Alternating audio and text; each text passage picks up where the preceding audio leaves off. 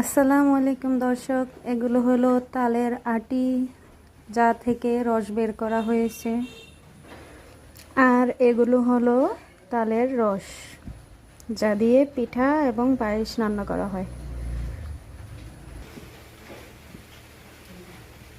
বাহিরে বৃষ্টি পড়ছে, কারেন্ট নেই, অন্ধকার। সকাল সকাল গরম গরম তালের বড়া রেডি,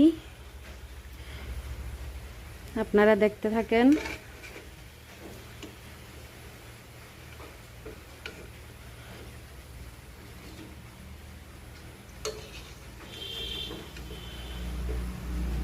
তালের বড়া আমার ছেলের অনেক পছন্দ, সে স্কুলে যাওয়ার আগে খেয়ে যাবে, প্লাস টিফিনেও নিয়ে যাবে।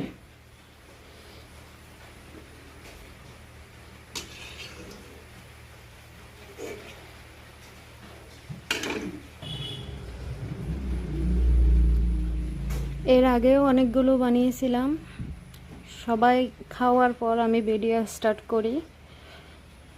এখন আর অল্প কিছু বাকি, এগুলো রেখে দিব, পরে খাবে।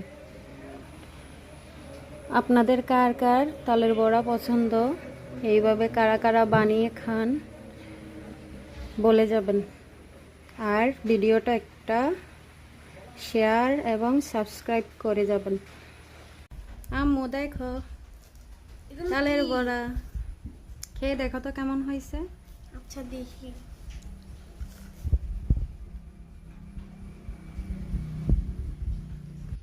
মজা হয়েছে? অসাধারণ হয়েছে। ইয়াম্মি, মাশাআল্লাহ মাশাআল্লাহ। এগুলো কি দিয়ে বানিয়েছে বলো তো? তাল দিয়ে আর সুজি দিয়ে। আমি অবশ্য চালের গুঁড়া বা ময়দা কিছুই দেইনি, এগুলো পুরোটাই সুজি দিয়ে বানানো হয়েছে।